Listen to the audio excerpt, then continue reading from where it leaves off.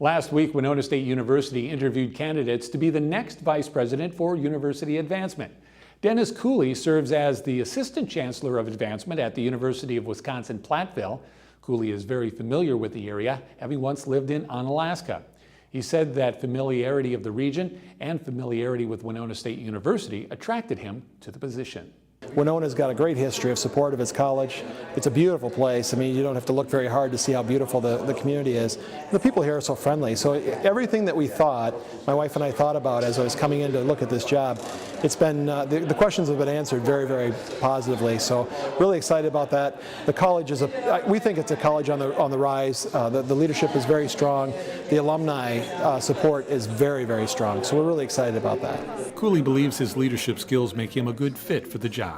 I've had 15 years of experience in higher education. We love this industry. My wife and I are we both work at UW-Platteville. We just think there's a great opportunity here for a skill set that we possess. And again, the people have been very supportive. Very surprised by how much in tune everybody is with what's happening on the campus and how positive everybody is about the future. The second candidate brought to campus was Ernie Hughes, Vice President for Institutional Advancement at Southern University in Baton Rouge, Louisiana. Hughes has 20 years of higher education experience, 10 years of that in the fundraising arena. I have run annual funds, major gifts, plan giving, the back office on the analytical and the database. Some of my accomplishments are roughly a $2.4 million gift. It was the largest gift that Southern University received. $1.2 million gift on plan giving is one of the largest plan givings that Southern University has received. Even though his visit was brief, Hughes said he was impressed by Winona State's forward thinking as evidenced by its proposed education village. One of the keys for any university today and how they got to be very innovative, they got to show collaborations, and they got to align their curriculum to the needs of the community. When you're looking at the education village, that's a strong signal that the university is listening to what's going on in the state of Minnesota and the community of Winona.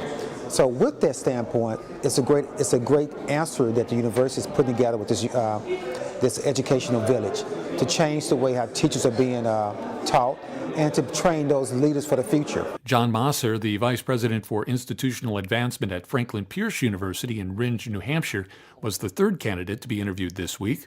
Mosser was excited to learn about the WSU opportunity after spending vacations as a child in Wisconsin and Minnesota. As a school-age boy, my brother and my mother and I spent summers in northern Wisconsin. My mom had a job working at a boys' camp, and at the end of the summer we always came back through Minnesota and went to the Minnesota State Fair in the Twin Cities. And so I've always had sort of a passion and enthusiasm for the state of Minnesota. Mosser said his work ethic and his love of fundraising make him a good fit for the position. I really enjoy fundraising and friend-raising. I think it's the best job in the world because you get to meet so many interesting people who share a common bond and interest, in this case, a love of Winona State University. I've been in higher ed fundraising for about 20 years and worked both in public and private higher ed for some of the best institutions in the country, so I think I bring a well-rounded experience in friend-raising, fundraising, and marketing communications to this particular opportunity. The final candidate is Bob Geary of Rochester. Geary recently retired from Mayo Clinic, spending 30 years with the organization. The last 26 years, he has served as an administrator with the Mayo School of Medicine, as well as the director of alumni philanthropy in the Mayo Department of Development. I knew enough about Winona State, and with encouragement from other colleagues, that if I do end up coming here as the Vice President for University Advancement, that this would be a logical cultural move for me. Because you know, Winona State has a great reputation for its educational quality, its being able to balance the importance of academic attainment and athletics, an innovative, forward-thinking sort of culture, and so on. So those were all things that are very familiar to me.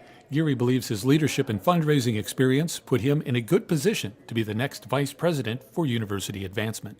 I've had a lot of success, not only in fundraising and raising major and principal level gifts, but also in taking an alumni philanthropy program at Mayo and moving it from approximately $2 million a year in alumni giving. Now, the overall grateful patient giving at Mayo has always been very strong in the $300 to $500 million range.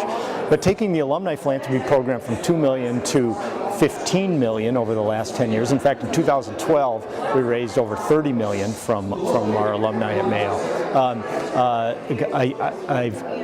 It was a great opportunity for me to come in, take a look at where the gaps are, and fill some of those gaps. And to see the results has been really exciting. President Scott Olson will make the final decision. President Olson said he'll confer with members of the search committee and members of the community before making an offer to one of the candidates. He said that decision could come next month. The Vice President for University Advancement position has been open since Jim Schmidt left the university last summer to lead the University of Wisconsin-Eau Claire. Gary Evans, who had held the post prior to Schmidt, has been filling the position on an interim basis.